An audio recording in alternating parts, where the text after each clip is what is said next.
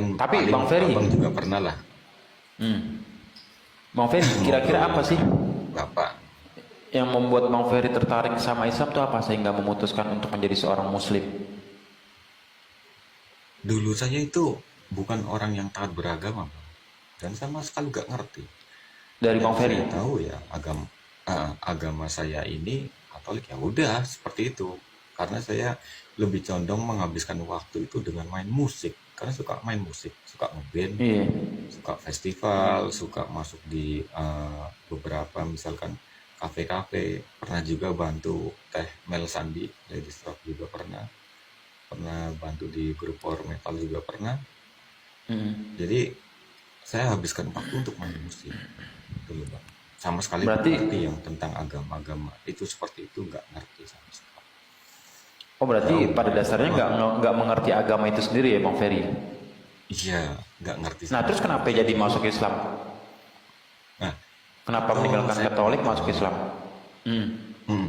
Jadi saya punya teman sahabat itu dari SMA itu suka ikut saya. Teman-teman saya kan Muslim kebanyakan. Cuma Oh mereka teman-teman nggak Muslim. mau diskusi agama mereka nggak mau karena eh, mereka tahu juga saya nggak suka bicara tentang agama gitu. Ya kita main musik, ngumpul musik aja, mau ceramah ya sana di masjid, jangan di sini. Kan seperti itu. Iya. Jadi suatu saya punya ketika namanya Arif, dia pas hari wafat Yesus Kristus Isa Al-Masih, dia pernah sempat tanya sama saya, Per, Iya. aku mau tanya nih, dia bilang, boleh nggak? Dia bilang, ya tanya aja, marah nggak? Nah, kamu minjem duit aja nggak marah, kau tanya masa saya marah? Gimana ceritanya? Hmm. Akhirnya dia tanya ini masalah agama. Akhirnya wong saya menghargai dia sebagai teman ya, teman dekat, paling dekat kan dia. Dia udah tanya aja nggak apa-apa. Gitu. Kenapa Iya. ngerayain wafatnya Isa Al-Masih Yesus Kristus sih? Dia bilang gitu. Ya saya ceritakan lah berdasarkan apa yang jadi dasar pengetahuan saya kan, Bang, setahu saya aja Iya. tentang wafatnya, perjuangannya untuk penebusan dosa dan lain-lain. Nah, dia seketika bilang begini, lalu apa bedanya kamu dengan tentara Roma? Dia bilang gitu. Maksud kamu apa nih? Hmm. Ya kalau tentara Roma eksekutor berarti kamu sponsornya. Sama-sama senang, sama-sama mengharap Yesus mati gitu. Saya marah di situ, Bang. Iya. Kamu nggak ngerti maksudnya, tujuannya tentang lain-lain doktrin saya keluar semua kan. Biar saya nggak taat agama tapi kan doktrin tetap ada yang tertancap di kepala kan. Iya. Nah akhirnya selama 6 bulan itu saya pikir, Bang, apa mau jadi omongan dia itu saya pikir karena saya memang ketika dalam bermasyarakat juga bergaul, saya orang yang rasional juga, Bang. Main musik juga saya orang yang rasional. Saya orang yang nggak mudah percaya kalau saya nggak eh, ngalami sendiri kan begitu. Berarti Nah mesti teman saya ngalamin dulu mau ya. pergi, iya. Jadi teman saya mau pergi ke pondok karena dia anak pondok, itu udah lulus SMA dia. Saya didatengin dia kasih memori. Dia bilang, "Dar, saya sekali ini aja saya minta tolong sama kamu." Dia bilang gitu. Apalagi pikir saya paling minjem duit kan gitu kan. Hmm. Ini sekali ini aja deh, aku minta sama kamu, kamu duduk pegang Bible kamu sambil simak memori ini. Dia bilang gitu, 1 hari Iya. aja deh, seumur hidup kamu, dia bilang gitu. Gue penting banget lu perlu lihat video ini yang di dalam. Nah, saya ya udah sini, saya bilang gitu. Nah setelah 2 hari itu saya putar di laptop malam. Saya lihat pertama kali itu saya lihat Jimmy Swaggart melawan Syekh Ahmad Didat, terus Dr. Oh iya, Robert Ahmad Didat. Douglas, terus Anis Soros dan itu semuanya dan sampai Dr. Zakir itu koleksi dia banyak banget. Saya lihat sambil pegang Bible, Bang. Tapi yang jadi reaksi saya itu bukan saya apa kaget atau apa, saya marah gitu. Kok agama saya diserang gitu. Dengan bodohnya saya kan seperti itu. Tapi yang dikatakan Syekh Ahmad Didat semuanya saya koreksi benar semua, Bang. Sampai saya cek ayat-ayat yang dia lontarkan itu benar. Dan mulai saya marah itu kepada pemimpin-pemimpin agama yang debat dengan dia. Kok nggak satu pun mereka yang bisa mendebat orang ini, kan begitu, Bang. Ada apa? Hmm. Mereka itu bukan orang-orang sembarangan Bang, orang-orang teologi semua. Bahkan Jimmy Swaggart adalah orang yang ikut mengesahkan versi King James juga tahun 80-an kalau nggak salah ini. Jadi Hmm. saya sempat sempat kesalnya di situ. Masa sih kamu nggak bisa sih melawan orang ini sih? Padahal kitab kamu sendiri yang dibahas kok malah lebih pintar dia. Tapi bukan saya langsung pro dengan Muslim, enggak. Saya akhirnya yaudah saya turun tangan sendiri deh, saya ikut secara tidak langsung di medsos lah. Saya cari untuk berdebat dengan Muslim. Tapi justru saya yang ada, saya diadili oleh Muslim dengan kitab imut saya sendiri bang. Itu seperti anehnya seperti itu. Saya sodorkan Hmm. Markus, dia hajar pakai Matius. Saya sodorkan Lukas, dia hajar pakai Yohanes. Saya sodorkan surat-surat Paulus, dia hajar lagi dengan Markus, Lukas, Matius, Yohanes. Ini seperti apa Iya. kan? Akhirnya ya sudahlah. Mulai saya berpikir kalau saya berdiskusi dengan mereka masalah Bible, tentu saya mungkin kalah. Saya pikir, masa Al-Quran nggak ada kesalahan? Saya harus cari kesalahan. Itu kan yang nulis manusia juga. Logikanya kan begitu bang. Yang nulis manusia. Masa nggak ada Ah. satu tinta pun, satu huruf pun yang salah? Oh berarti Bang Ferry, berarti pada intinya Bang Ferry juga ingin mencari kesalahan dalam Al-Quran ya? Ya harus. Harus dong. Karena mereka Ah. mengklaim Al-Quran benar. Maka saya harus cari kesalahannya. Mungkin kesalahannya ditutup-tutupin kan. Makanya saya harus Iya. cari. Maka saya di Al-Quran bang. Saya sembunyi tuh. Jadi selama 8 bulan tuh saya full non musik. Bener-bener. Saya fokus sama ini nih. Karena saya merasa ini sangat penting. Sebuah ajaran kan membawa kita armada untuk ke jalan kehidupan yang setelahnya, setelah dunia kan. Kehidupan yang kekal lah ya. Kehidupan yang kekal. Jadi ini penting, menurut saya ini penting. Hmm. Akhirnya saya mulai membuang doktrin-doktrin yang ada pada diri saya. Saya baca Al-Quran dulu, ya. Jadi saya apa yang dikatakan Al-Quran benar, ya saya harus katakan benar. Kalau nggak masuk akal, salah, saya nggak klaim salah dulu. Saya harus tanya sama orang. Mungkin saya yang salah menerjemahkan atau memahaminya kan begitu.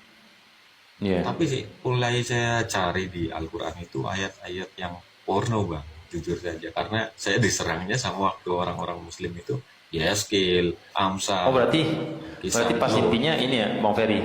Pas intinya ketika mereka bawakan surat-surat yang enggak mungkin yang enggak pantas kita ucapkan itu Bang Ferry juga mencari dalam Al-Quran gitu ya.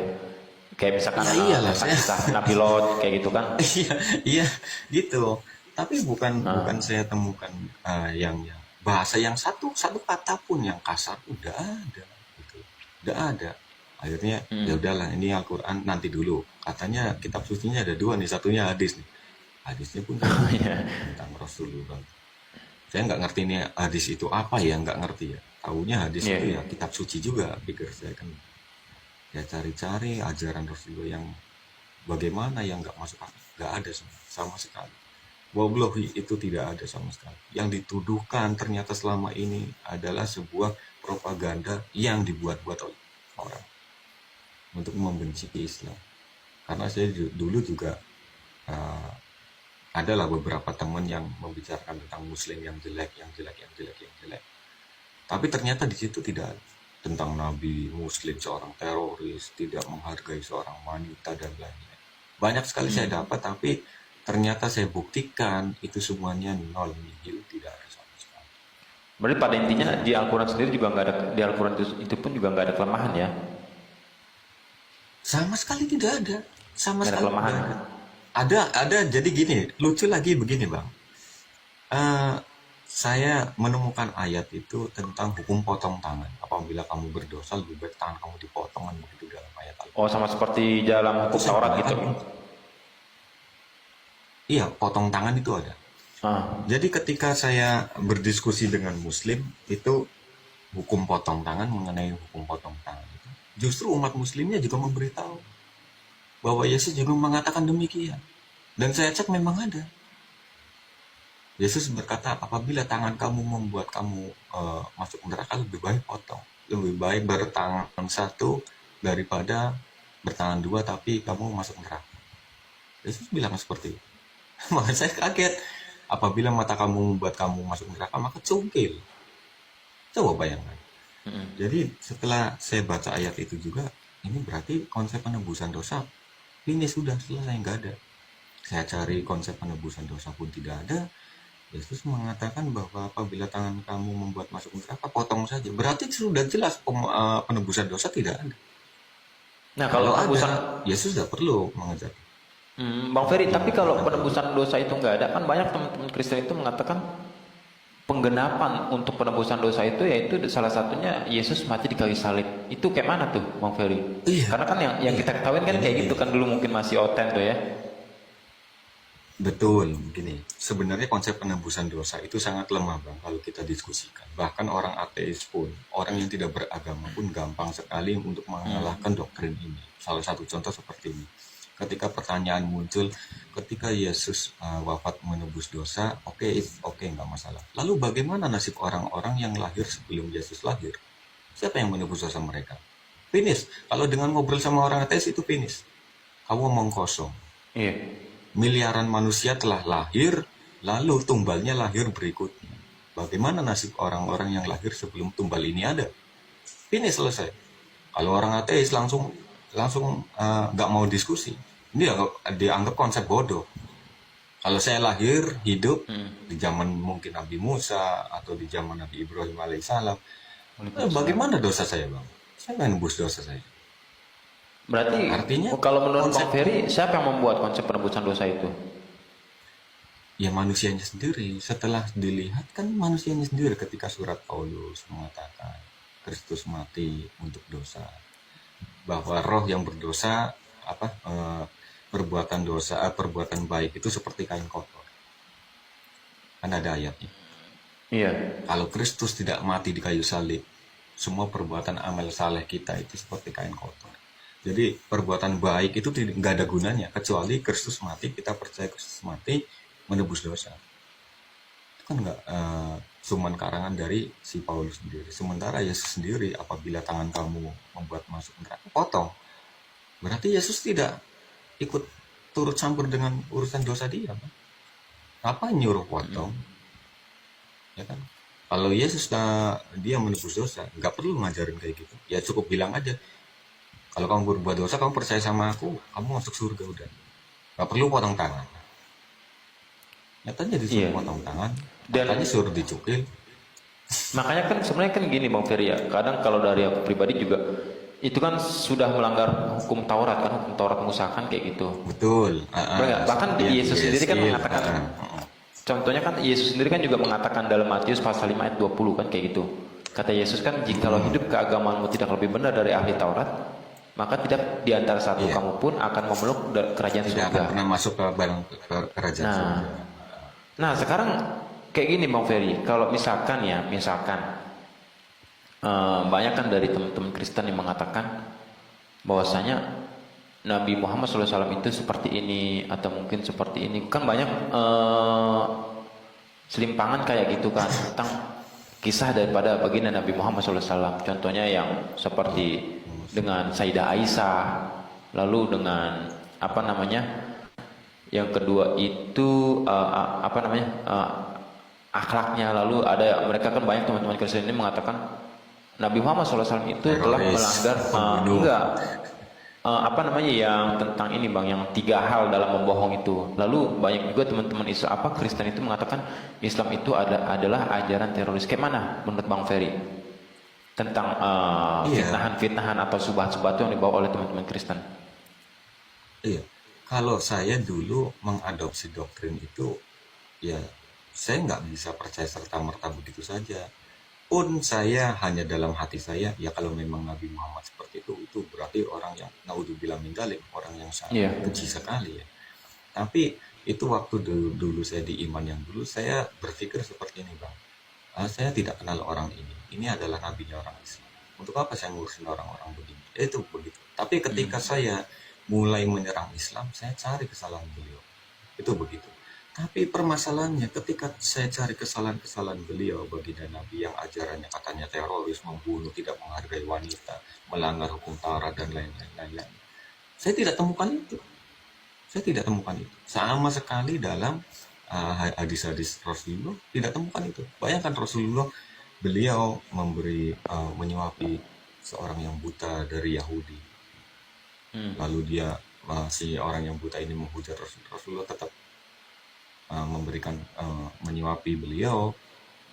Rasulullah juga bersabda, apabila kamu seorang muslim tidur dengan keadaan perut kenyang, kamu bukan muslim yang baik, ya, kecuali kamu memberikan makanan Oh, ada kepada yang bilang seorang Bang yang Ferry, izin Bang, itu suaranya kurang besar katanya. Mungkin kejauhan kali dari ininya Bang Ferry. Dari apa namanya, dari tapi mikrofonnya mungkin.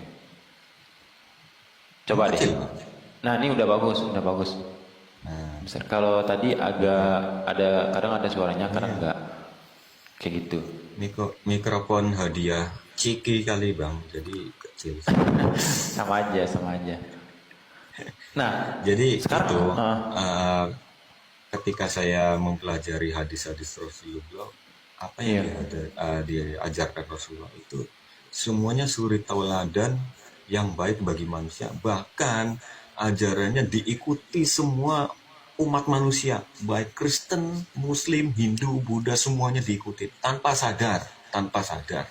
Hmm. Contoh bang, begitu Yesus Kristus memberikan ajaran seperti di saat masa yang lalu, mata ganti mata, gigi ganti gigi. Kini kuperintahkan padamu, apabila pipi kirimu ditampar, berikan pipi kanan. Apabila Iya. orang meminta bajumu, berikan semuanya, dan lain-lain dan lain. Tapi nggak ada umat Kristen hari ini sampai detik ini, bahkan Sri Paus ditampar pipi kirinya belum tentu kasih pipi kanan. Berarti nggak ada yang Nggak ada mempraktekkan yang kayak ajaran kayak gitu ya, Bang nggak Ferry? ada yang iya. Tapi baginda Rasulullah memberitahu kita, apabila kamu diperangi ya lawanlah. Iya, Dan itu hadisnya tuh ada ajaran itu memang hadisnya. diterima semua, ajaran itu diterima semua akal sehat bang. Hmm. Semua elemen, semua agama menerima itu. Tanya sama Hindu, tanya sama Buddha, mau nggak apabila pipi kamu ditampar, berikan pipi yang lain? Nggak mau. Apabila kamu diserang, perangilah. Apabila kamu yang salah, kamu minta maaf. Apabila dia tidak maafkan, dia berarti sudah berdosa, kan begitu. Iya. Ajarannya kan luas, gitu Pak. Dan saya lihat baginda Nabi mengajarkan hijab untuk wanita, memakai kerudung.